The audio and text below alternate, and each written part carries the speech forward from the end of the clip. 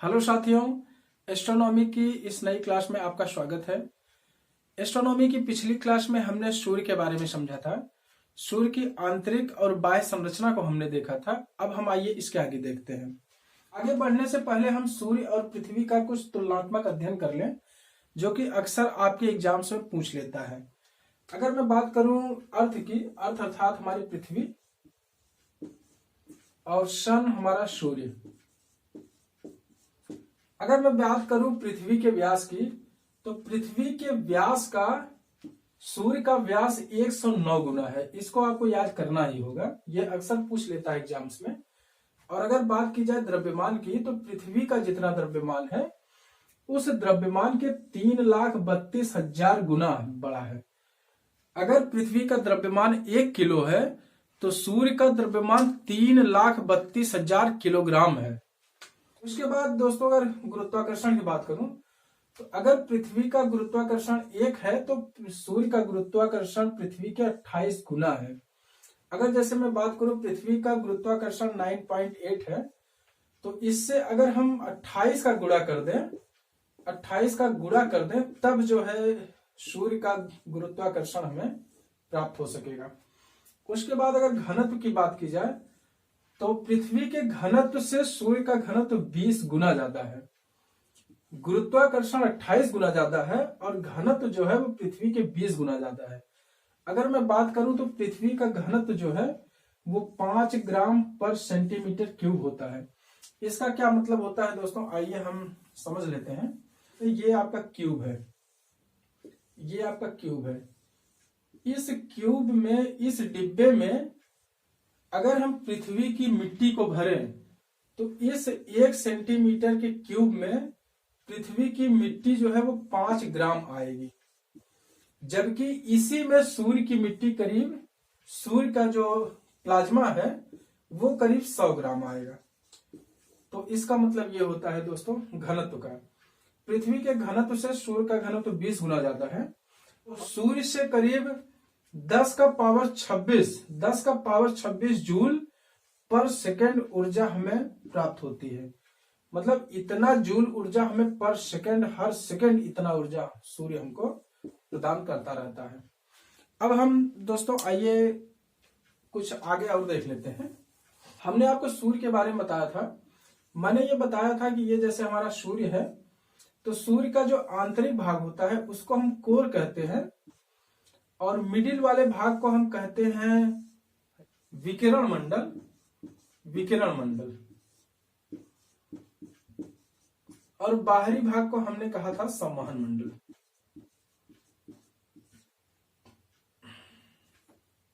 संवहन मंडल।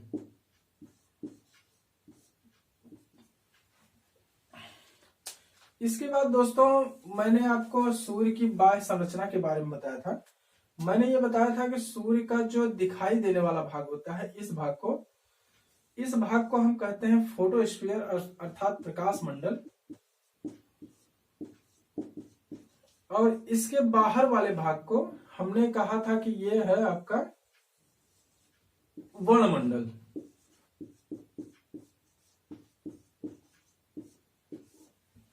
और उसके बाद मैंने बताया था कि एक भाग सूर्य का और होता है इसके ऊपर, जिसको कि हम किरीट कहते हैं। किरीट अर्थात इसी को हम कोरोना कहते हैं। और ये हमें जब सूर्य ग्रहण लगता है उस वक्त हमें ये दिखाई देता है कि ये जो हमारा किरीट होता है इसका टेम्परेचर करीब 27 लाख डिग्री सेंटीग्रेड होता है, 27 लाख डिग्री सेंटीग्रेड। और उसके बाद ये जो आपका वर्णमंडल है इसका टेम्परेचर करीब 32,000 डिग्री सेंटीग्रेड होता है, 32,000 डिग्री सेंटीग्रेड। और उसके बाद ये जो आपका प्रकाश मंडल है इसका टेम्परेचर करीब 6,000 डिग्री सेंटीग्रेड होता है। अब हम आइए इसके आगे देखते हैं सौर मंडल के ग्रह।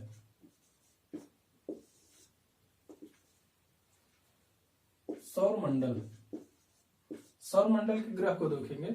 हमें पता है कि सौर मंडल में कुल 8 ग्रह हैं। ये हमारा सूर्य है,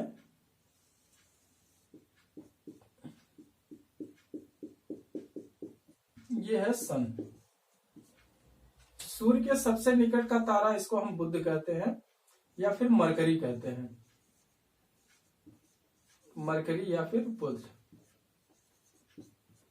इसके बाद इसको हम शुक्र कहते हैं या फिर वीनस। ये फिर आपका पृथ्वी है अर्थात अर्थ। ये आपका मंगल है अर्थात मार्स। इसके बाद ये बड़ा सा आपका बृहस्पति है अर्थात जुपिटर। फिर आपका सैटर्न आ जाता है, शनि सैटर्न। और इसके बाद आपका अरुण आ जाएगा, फिर आपका वरुण आ जाएगा। अरुण को हम कहते हैं यूरेनस और इसको कहते हैं नेपच्यून। ये है आपका अरुण और ये है आपका वरुण। ये आपका बुध है, बुध शुक्र पृथ्वी मंगल बृहस्पति शनि अरुण और वरुण। दोस्तों इसमें हम ये जो पहले वाले 4 ग्रह हैं यहां से लेके यहां तक, ये वाले, इनको हम कहते हैं इनर प्लैनेट। इनर प्लैनेट, इसी को हम कहते हैं पार्थिव ग्रह, क्योंकि ये पृथ्वी के समान इनकी संरचना मिलती जुलती रहती है, इसलिए हम इनको पार्थिव ग्रह कहते हैं। और ये इनर प्लैनेट जितने भी होते हैं वो हमेशा सॉलिड स्टेज में होते हैं। सॉलिड अर्थात इनकी जो सतह होती है वो सॉलिड होती है।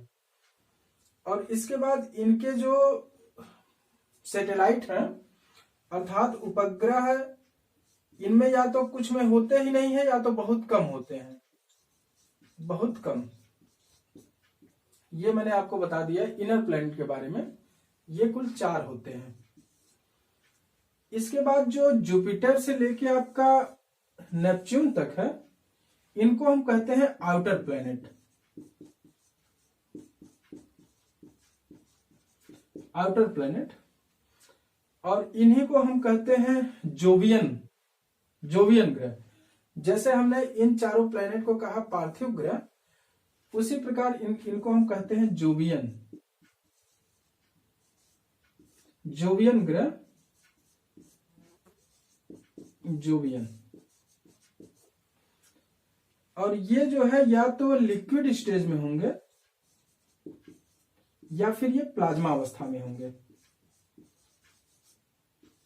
ये ग्रह सॉलिड नहीं होते हैं। उसके बाद इनमें जो सैटेलाइट या फिर उपग्रहों की संख्या बहुत ज्यादा होती है। उपग्रहों की संख्या बहुत ज्यादा होती है। तो ये हमने कुछ माइनर अंतर को देखा। अब आइए हम इसके आगे देखते हैं। तो फ्रेंड्स इसके बाद आपके एग्जाम्स में कभी कभी ये क्वेश्चन पूछ लिए जाते हैं कि जैसे सूर्य से दूरी के अनुसार ग्रहों का क्रम क्या है, या फिर पृथ्वी से दूरी के अनुसार ग्रहों का क्रम क्या है, या फिर आकार के अनुसार ग्रहों का क्रम क्या है, बढ़ते हुए क्रम में, घटते हुए क्रम में, इस तरह के क्वेश्चन पूछ लिए जाते हैं। तो आइए हम इसका एक बहुत आसान सा सॉल्यूशन निकालते हैं। सबसे पहले मैं आपको बता दूं कि सूर्य से दूरी के अनुसार, अगर मैं कहूं सूर्य से दूरी, तो आप यहां देख रहे हैं जिस क्रम में ये है इसी के अनुसार ये सूर्य से दूरी हो जाएगी। जैसे बुध शुक्र पृथ्वी मंगल बृहस्पति शनि अरुण और वरुण, ये आपका हो गया सूर्य से दूरी के अनुसार। इसको आप याद रखिएगा। उसके बाद अगर मैं कहूं पृथ्वी से दूरी, पृथ्वी से दूरी के अनुसार ग्रहों का क्रम क्या होगा। तो पृथ्वी से दूरी, तो सबसे पहले हम पृथ्वी को लिखेंगे, अर्थ को, ठीक। अर्थ के बाद आप याद रखिएगा हमेशा शुक्र होता है, मंगल थोड़ा दूर हो जाता है।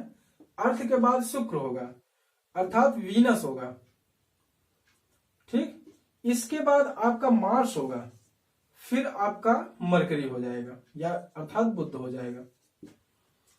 अर्थ पृथ्वी शुक्र मंगल फिर आपका बुध होगा।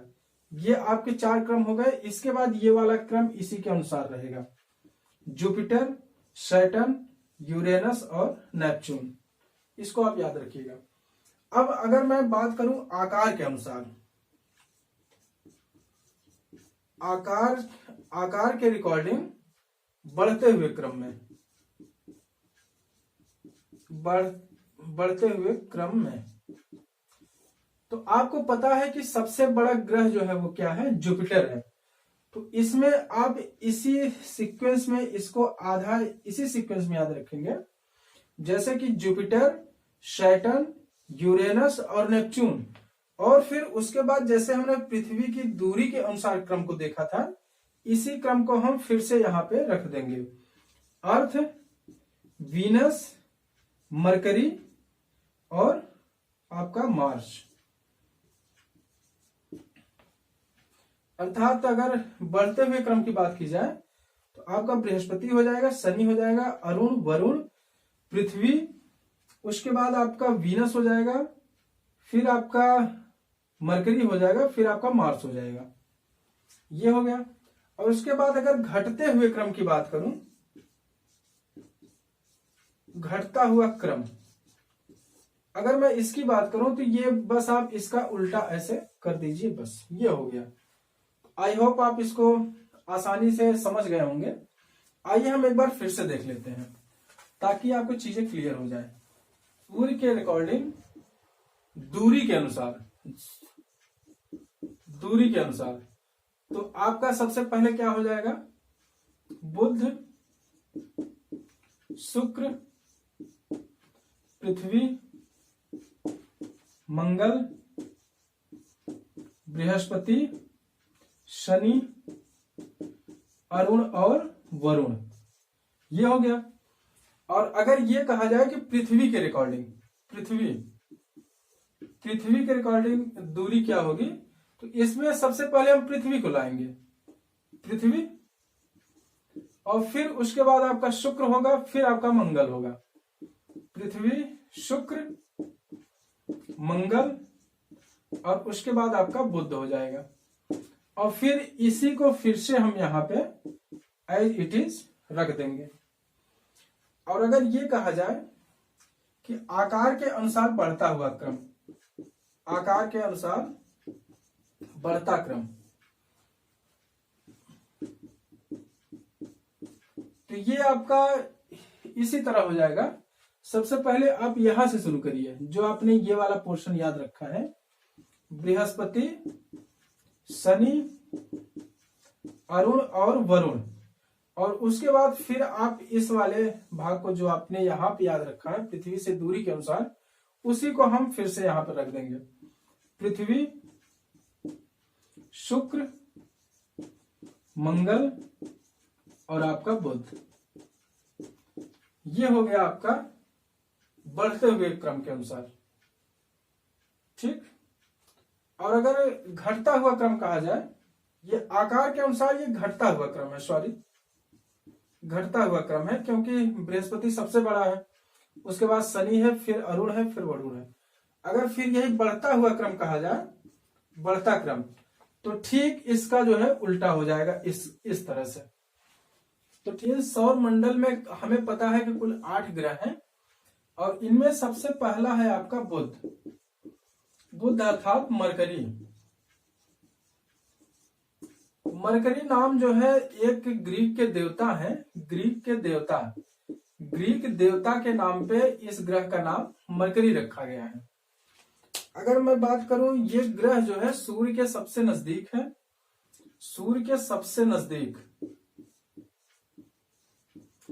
नजदीक है, और सूर्य की परिक्रमा सबसे जल्दी कर लेता है, और इसके बाद इसका जो तापांतर होता है सर्वाधिक तापांतर होता है, तापांतर इसका सर्वाधिक होता है। अब तापांतर क्या होता है? तापांतर का मतलब यह होता है कि सबसे ज्यादा टेम्परेचर और सबसे लो टेम्परेचर, सबसे ज्यादा और सबसे लो के बीच का जो अंतर होता है उसी को हम तापांतर कहते हैं। जैसे कि अगर मैं बात करूं तो यहाँ दिन में जो टेम्परेचर होता है वो करीब 480 डिग्री सेंटीग्रेड हो जाता है, और इसका रात में टेम्परेचर जो है वो -120 डिग्री सेंटीग्रेड होता है। तो कुल तापांतर इसका करीब 600 हो जाता है। अब आप सोच रहे होंगे 600 डिग्री सेंटीग्रेड कैसे होता है, तो आइए हम देखते हैं। जैसे ये -120 है ना, -120 है, तो यहां से फिर घटते हुए ना 0 पे आएगा। जब ये 0 पे आएगा तब ये आगे बढ़ेगा 1 2 3 480 तक। तो अब देखिए 480 और इधर माइनस जब 120 को जोड़ देंगे तो ये 600 का जो इसका तापांतर होगा वो 600 डिग्री सेंटीग्रेड का होगा। तो ये हो गया मरकरी के बारे में। अब हम आइए देखते हैं वीनस के बारे में।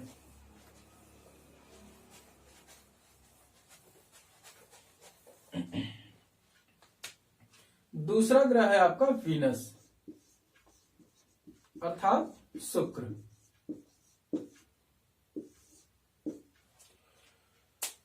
इस वीनस को ग्रीक में सुंदरता का देवता कहते हैं, सुंदरता का देवता।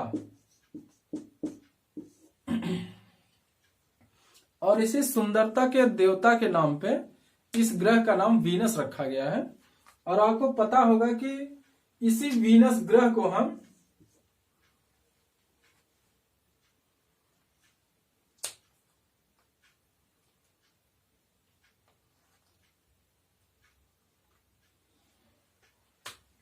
सौर मंडल की रानी कहते हैं, सौर मंडल की रानी। और इसी को हम कहते हैं सौर मंडल की परी, इसी ग्रह को। और इसी को कहते हैं पृथ्वी की जुड़वा बहन, जुड़वा बहन। और इसी ग्रह को कहते हैं सांझ का तारा, सांझ का तारा। और इसी ग्रह को कहते हैं भोर का तारा। जितनी भी उपमा दी गई है ग्रहों के बारे में, सब जो है वो शुक्र पर फिट बैठती है अर्थात वीनस पर, क्योंकि ये जो है सुंदरता के देवता के नाम पर ही इस ग्रह का नाम रखा गया है। और ये सबसे चमकीला तारा भी है, पूरे सौर मंडल में सबसे चमकीला तारा है, सबसे चमकीला है, इसीलिए ये सब उपमा इसको, इस तारे को दी गई है। इस ग्रह का जो वायुमंडल है, इसके वायुमंडल में CO2 की अधिकता है, CO2 बहुत ज्यादा है, वायुमंडल में CO2 बहुत ज्यादा है। और इसीलिए सूर्य का जो भी प्रकाश अंदर आता है, सूर्य की जो भी उष्मा अंदर आती है, वो फिर अंदर तो ले लेती है। ये इसका वायुमंडल है, वो पृथ्वी की उष्मा को अंदर ले लेती है, लेकिन इसको बाहर नहीं जाने देती CO2 के कारण। इसीलिए हम इसको कहते हैं प्रेशर कुकर ग्रह, प्रेशर कुकर ग्रह। तीसरा ग्रह है आपका पृथ्वी। पृथ्वी का अध्ययन हम अलग से करेंगे, पृथ्वी को अभी हम नहीं देखेंगे, क्योंकि इसमें सारी चीजें, फिर इसमें ज्योग्राफी में पृथ्वी के बारे में ही तो पढ़ना है, तो इसको हम आगे देखेंगे अलग से। आपका चौथा ग्रह है आपका मार्स, मार्स अर्थात मंगल। दोस्त, इस ग्रह पे जो है आयरन ऑक्साइड बहुत ज्यादा मात्रा में है, आयरन ऑक्साइड। आयरन ऑक्साइड इस ग्रह में बहुत ज्यादा मात्रा में है, इसीलिए इस ग्रह को हम लाल ग्रह कहते हैं। और इसके 2 उपग्रह हैं, फोबोस और डिमोस। और ये जो डिमोस है, डिमोस पूरे सौर मंडल का सबसे छोटा उपग्रह है, पूरे सौर मंडल का सबसे छोटा उपग्रह ये आपका डिमोस है। ये हो गया मंगल के बारे में, इसके 2 उपग्रह हैं, फोबोस और डिमोस। अब आइए देखते हैं बृहस्पति के बारे में।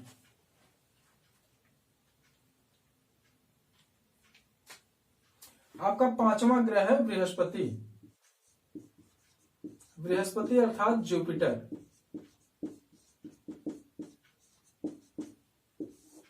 बृहस्पति के सबसे ज्यादा 73 उपग्रह हैं, 73 उपग्रह हैं। लेकिन मान्यता केवल 16 को मिली है,